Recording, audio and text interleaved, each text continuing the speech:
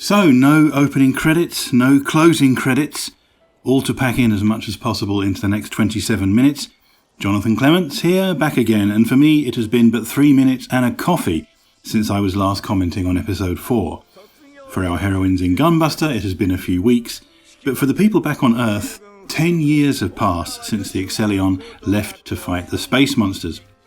And if you freeze frame on the class photograph, you'll see a bunch of familiar surnames clustered at the bottom, including Kikuchi, Sadamoto and Kubooka, which makes me think the animators are naming some of these girls after their wives or mothers, as well as the name Rei Sakuma, who is of course the voice actress who plays Big Sister.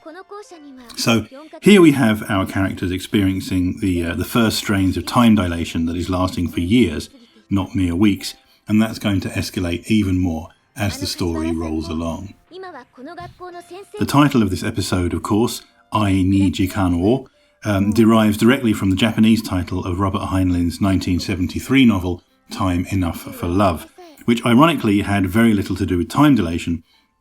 It was, in fact, an exploration of, among other things, immortality, longevity, incest, polyamory and time travel, but ultimately kept returning to romance of different forms, as does the cast of Gunbuster.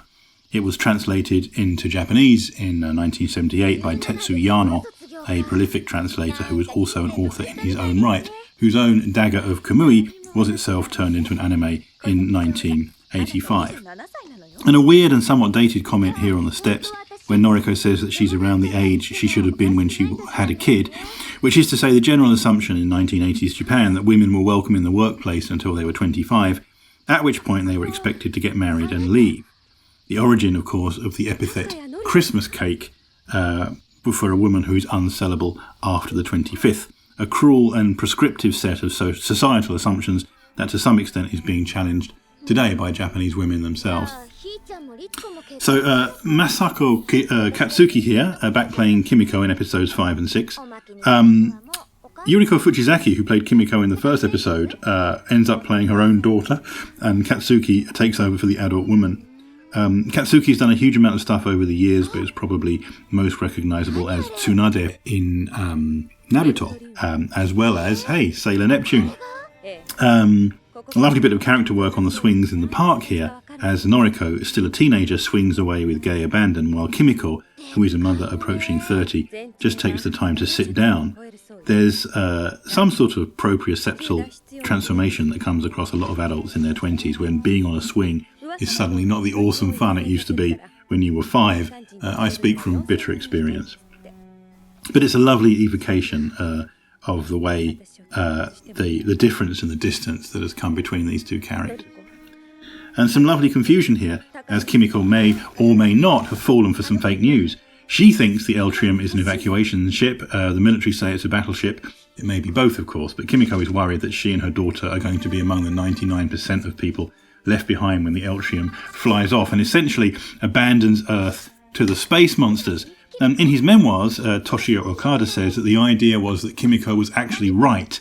Eltrium really is a secret Earth evacuation ship, and that's being kept from the general population. And we have some evocation here of the latter days of the Pacific War, when the people of Japan found themselves facing starvation and deprivation and evacuation, specifically to Manchuria, and the media were reporting victory after victory in remote battles, which were suspiciously taking place closer and closer to the home islands. And eventually, General Tojo established an absolute defence line, which we'll talk about more later on because it goes to the drama in Gunbuster, but also in Evangelion. And for those who are not paying attention, of course, Noriko has an impressively retro room with posters up for Space Cruiser Yamato, Nausicaa of the Valley of the Wind, and My Neighbor Totoro, which will be 50-year-old classics by this time. And she also a television that at the time would have been wouldn't have existed. I mean, she had, there's one point in this show where you see Noriko with a high definition television, which in the 1980s was still a concept rather than an existing item. And the on-screen titles tell us that it's the 6th of August, which is of course Hiroshima Day, and there's talk in the conference room about an alien fleet 80 astronomical units wide. so basically out as far as the orbit of Neptune, and talk of a final defensive line. And as I mentioned earlier, the absolute defensive line was a concept fostered in the latter days of World War II by the failing military authorities, along the lines that Japan was conducting a phased withdrawal designed to lure the enemy closer, and it wasn't losing at all honest. And the absolute defensive line was the line that the enemy was guaranteed not to cross, because that's what the Japanese were going to hold. And this all comes tied up with the rhetoric of shattered jewels and suicide missions and the last voyage of the original battleship Yamato. All a bunch of stories from the end of the war that were the last gasp of Japanese militarism. And it's echoed repeatedly, of course, in Neon Genesis Evangelion, not only in some of the phrasing used to describe alien attacks, but also the all-important absolute terror field, which is a much more psychological sense of human beings having an absolute defensive line of themselves, which nobody is supposed to cross. And I don't know if you've noticed, but already in this episode we have on-screen credits creeping in, explaining who everybody is as they walk on. Now, this is a particular fetish for historical movies in the Far East, and the most egregious case of it I can think of was the Zhao Yun-fat Confucius movie, where people with single walk-on lines get a credit telling you who they were. But the reasoning was that the credits tell you that the guy with one line was not a random spear carrier, but an actual character from history. And in the case of Gunbuster, it's designed to evoke films like Japan's Longest Day and the Battle of Okinawa, which similarly addressed on screen the fact that you were looking at a real person who at some point in the past really did that thing. And it helps to root the story of Gunbuster in the sense that we are watching a historical document, or at the very least a dramatisation of real events, in much the same way that Macross, Do You Remember Love, was reimagined as a movie about the events of the original Macross made inside the Macross universe. Those people who know the original story of Aim for the Ace will know that Coach Munakata, on whom Coach Ota is really obviously modelled, doesn't make it to the end. In Aim for the Ace, Coach Munakata was a top tennis player who suddenly collapsed in the middle of a game and was told that he had 3 years to live. So he throws the remainder of his life into training the perfect tennis player because he cannot achieve that success for himself. So I think you can see where they're going with Coach Ota here. Coach Ota, of course, has somewhat more noble aims because he's trying to save the human race from alien space monsters. But as we have been told here, he's also suffering from the after effects of exposure to space radiation. Were it not, in fact, for the time dilation of his missions with Noriko and Big Sister, he would presumably be dead already. But now he only has 6 months left, which is going to put a fantastic time lock on the girl's upcoming 6-month mission. A lovely bit of juxtaposition here as the self-obsessed young Freud witters about living her best life and not living for other people and so on. But it's here, and only here, that we get the flashback in which Coach's condition is actually explained, and his noble sense of self-sacrifice is contrasted with Jung's narcissistic self-regard. And Coach Ota's rhetoric here, for Japanese viewers, will echo that of the shattered jewel, which was a concept that grew and grew throughout the 20th century until it came to dominate Japanese military thought in the last days of the Pacific War. And the term originated with Saigo Takamori, the famous last samurai in the 1870s, when he quoted an ancient Chinese poem that it was better to be a shattered jewel than an intact roof tile. And I realise that doesn't sound very poetic, but that was the Chinese version of better to die on your feet than live on your knees. And in Japanese military tradition, it came to represent a certain suicidal resolve. And so the term shattered jewel, gyokusai in Japanese, cropped up in the military anthem Teki wa Ikuman, a myriad enemies, which was first performed in 1891 and became a staple of every Navy event thereafter for the next 50 years. It almost sounds like a Gunbuster plot synopsis.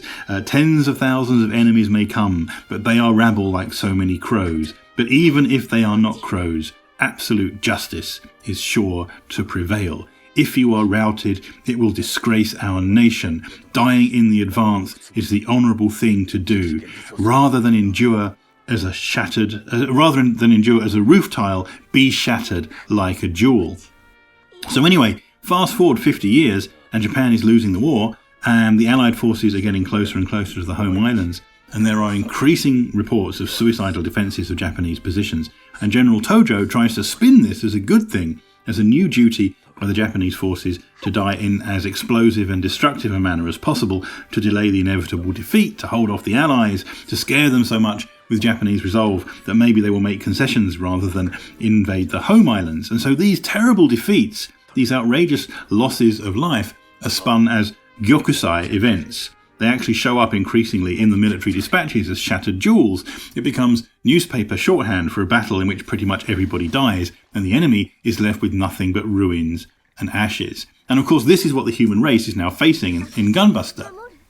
The prospect that they will entirely be wiped out by the next assault. And some are aware that the Eltrium is a secret evacuation project, but even that is a real Hail Mary pass, because who is to say the space monsters won't track them down wherever they go? And these are all features of the fact that the writing of this show has, by this point, been taken over by Hideaki Anno, a director whose background I realise I haven't really discussed so far.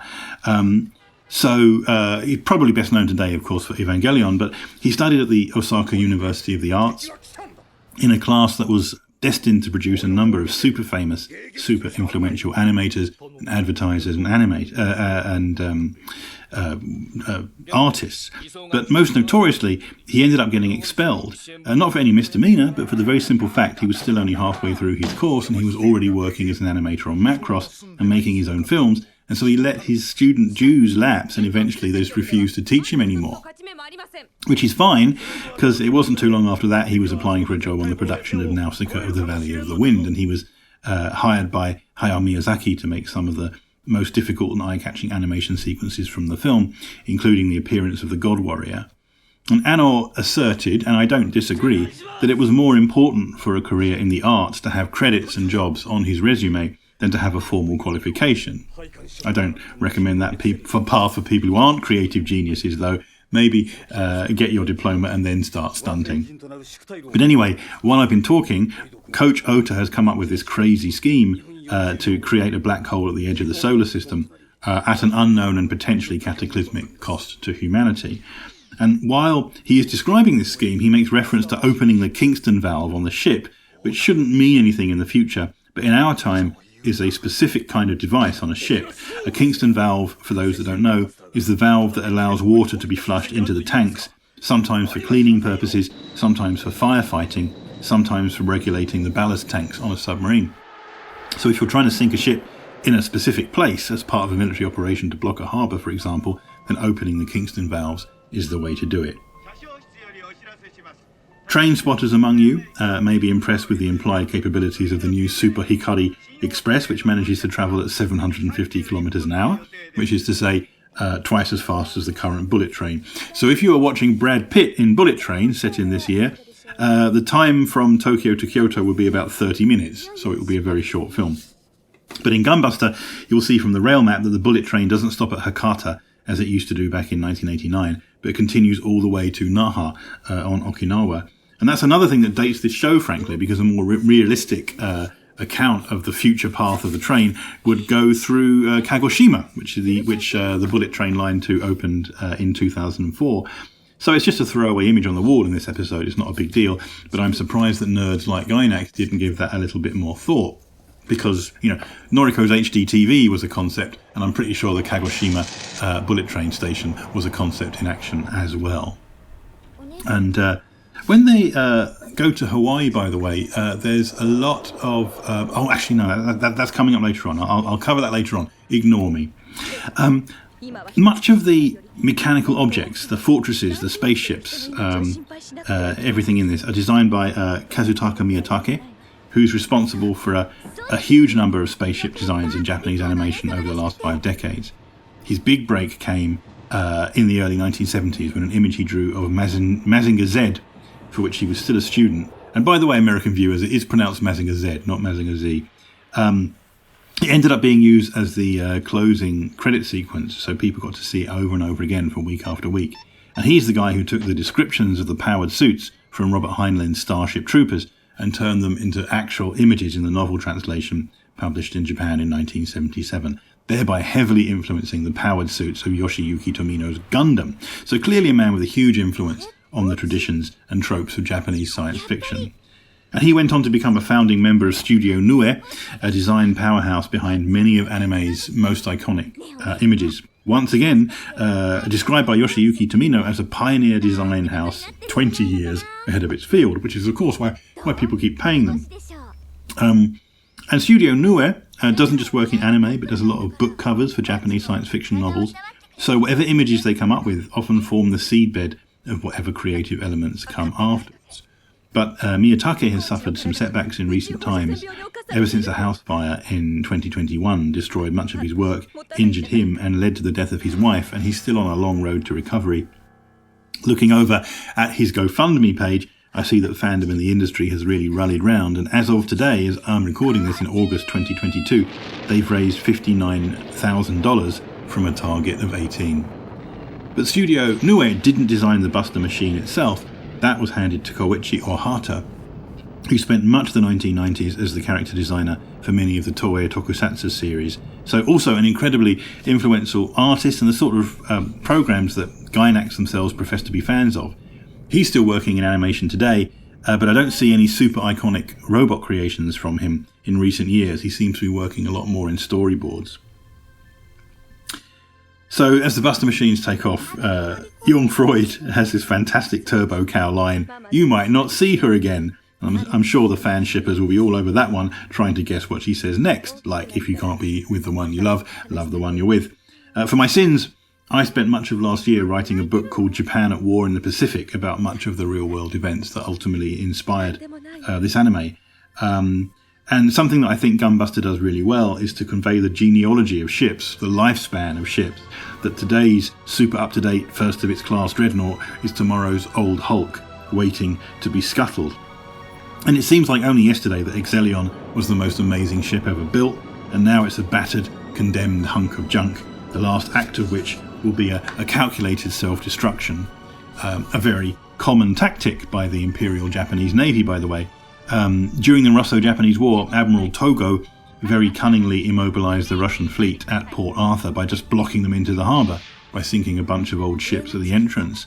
He didn't need to sink 20 enemy ships, he just needed to keep them bottled up in port for a bit. And launch day of the Gunbuster project, by the way, is 15th of August, the day of Japan's surrender in World War II. And a lovely little touch as the girls launch, done entirely with still images. Noriko is all bright-eyed and ready for action and heroic, but Kazumi is sitting with her eyes closed, already being torn up inside by the prospect that she's leaving the man she loves behind forever. Those images are reused at the moment of launch, but jiggled about a bit and given some interference. So, in the Gunbuster universe, there are several outer planets not part of our world. They are heading outwards from Pluto: Lucifer, Metis, Kaminatsukise, and Rai-Or, which is also somewhat confusingly referred to as Jupiter 2. And the creation of a massive black hole in the neighbourhood of these planets is fated to change the nature of the solar system quite a bit, causing two of them to deviate from their orbits, and Jupiter 2 to lose 90% of its mass, but needs must when you are under attack by alien space monsters. I'm not aware of any trans-Neptunian objects fitting these descriptions in our world. Since Gunbuster was made, of course, Pluto has been scandalously downgraded from planetary status, and there have been a bunch of new dwarf planets and planetoids discovered since my school days, when it was so much easier to memorise all the names of the planets and moons in the solar system.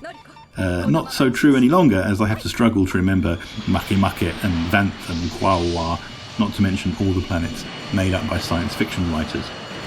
Science fiction writers such as Fujio Ishihara, who wrote a guidebook to all the made-up worlds in his fiction, set within a 50 light-year radius of Earth, hence referred to as the Light Century, a huge influence on many later Japanese science fiction authors, in prose and in manga and anime forms. So I hope Gainax will not take this as an insult, but the animation here of Kazumi's breakdown doesn't really convey the severity of her situation. They've done a much better job with stills earlier on in this episode, but I think it's safe to say that all the pathos in this speech, all the tragedy and the loss that Kazumi has to convey, can only really be conveyed by her voice actress, Rei Sakuma. So all of the responsibility is on her, as well as a bit of credit to Kohei Tanaka's music, because this is one of the scenes that does get grown-up otaku sobbing into their handkerchiefs. But they do pull out all the stops that they can, juxtaposing Kazumi's own desolation with the sight of the Exelion being overrun by monsters, still images of Noriko illuminated by explosions, and in a touch that many don't notice, the fact that Kazumi is weeping in zero gravity, and so her tears are floating around the cockpit. In a very wise touch, they don't even show her face. Her head is bowed, and so we don't have to worry about the intense emotion on her face. The animation essentially hands the baton to the voice actress and says, off you go, and you've got this, and Rei Sakuma just acts her heart out. We don't really see her face properly until Noriko has given her little pep talk here, which also amounts to a story so far synopsis of everything that we've seen so far in the last 5 episodes. And as Kazumi snaps out of her funk and the ladies proceed to fight off the alien menace, we're going to get a song coming up on the soundtrack that comes out of nowhere and is kind of thrown away, but it is, for the record, Aim for the Top, Fly High, and it's actually sung by the voice actresses Noriko Hidaka and Rei Sakuma. And the lyrics are indirectly allusive to the events on screen, because although they are sort of a poppy subject, like recovering from a broken heart and getting on with life, they also talk about believing in yourself until the end of the universe, and keep running until the light in your chest lights up. All sorts of elements that could be taken as oblique references to Gunbuster itself. And now here we have the Gatai, the combination scene so beloved of many anime TV shows in the 1960s and 1970s, which formed a crucial element in the workflow and marketing of many a show, because the original idea was that in order to have the ultimate combination toy, you had to have a full set of all the other toys in the series, and therefore had to buy everything, otherwise your kid's massive super robot wouldn't have a head or a left leg or something. And from an animation point of view, the great thing about combination sequences or transformation sequences was it was something you could make once and then reuse every episode, particularly in the days when TV episodes were spaced a week apart and where young kids would look forward to the ritual of transformation. You could basically make a minute of animation and then use it 12 times a season, and that would basically buy you, over the course of a season, half a free episode. But Hideaki Anno has commented in interviews that this sort of backfired with Gunbuster, because they only get to show this combination scene once. So they have to go to all the effort of making it and making it look good, but they don't get the payoff that they would have had in the TV days of being able to recycle it in the image bank in order to buy back time on later episodes. Oh, there's the Gunbuster stance again. Possibly it's this moment that really caught the imagination of Mamoru Hosoda, as mentioned in earlier episodes. But we are still ramping up the homages to old tokusatsu shows, starting with the Super Lightning Kick, which ultimately derives from Kamen Rider, from Masked Rider. Some elements I think that were probably all new, however, include the homing laser, such a delightfully hokey concept, and you would see that turning up in anime later on, like Gal Force and Plastic Little. As for the Buster Missile, I don't even. And then there is the matter of the very silly Buster Shield, which sometime later would also be the name of a similar device found on the Death Scythe machine in Gundam Wing. Is that a coincidence, I wonder? We also have the Double Buster Collider, which is like the Buster Collider that I pointed out last time, but twice as powerful. So suffice to say that this episode of Gunbuster goes up to 9,000, as well as injecting some subtle foreshadowings of the references to come in the final episode to Kihachi Okamoto's movies about the end of World War II. Something that is alluded to in the conference scene earlier, but not really discussed out here on the battlefield, is the sheer cataclysmic damage that this plan is going to do to the environment that humanity will be obliged to live in. It's going to wreck the outer reaches of the solar system. There will be huge shockwave effects hitting the Earth in an event not unlike the apocalyptic second impact that forms the background for Gainax's later Neon Genesis Evangelion. Yes, the world is going to be saved by the creation of this massive black hole at the edge of the solar system, but there is going to be an absolutely huge cost. And we should remind ourselves that this is only a battle. It does not win the war. In order to truly deal with the space monster menace, the human race is going to have to detonate a similar device at the heart of the galaxy itself. And so the destruction of the Exelion is presented as one final maritime gag, as a ship sinking stern first, rather than the way it might more realistically be expected to collapse into a black hole. Although, never having seen a ship collapse into a black hole, I couldn't tell you what that was supposed to look like, so I suppose this look is as good as any. Resonance is there as well of the bomb that begins Acura, that big kind of dome-shaped explosion over the city. I think that is purely a coincidence, though. So we cut after the creation of this black hole back to Earth, and there will be a discussion of the fact that the shockwave is en route and that humanity is going to have to brace for that and to endure the unendurable. But nevertheless, that's all something we're going to have to deal with next episode when things get super serious. The girls do, however, manage to get back to Coach in time. And for some reason, Coach is being tended to at a forces hospital in Hakone, which is a very popular resort town on the slopes of Mount Fuji. It's achieved a particular appeal in the 20th century, I think, because its location is conveniently a day trip away from Tokyo, ever since the inauguration of the Odakyu line and then the bullet train. So in these days, it's pretty much a tourist trap. In the Middle Ages, it was the site of a shrine where Minamoto no Yoritomo prayed for victory over his enemies, which may have been a reason for its appearance here. And we have a very Japanese love scene where Kazumi proclaims her love for Coach by using his given name, but still with a san attached.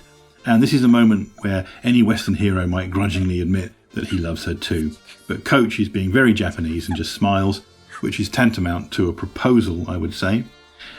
Blatant declarations of love and displays of affection are something really only brought into Japanese customs and traditions in the 20th century through movies. So anything that evokes tradition is liable to look a little diffident and standoffish to eyes and ears informed by decades of Hollywood movies. Now, I'm going to have to time my exit from this episode very carefully because there's no ending credits sequence that allows me to run over and sneak out. This episode stops very abruptly, and so do not be offended if I say my goodbyes now. We're going straight into the final episode, the true masterpiece of Gunbuster, so no flipping.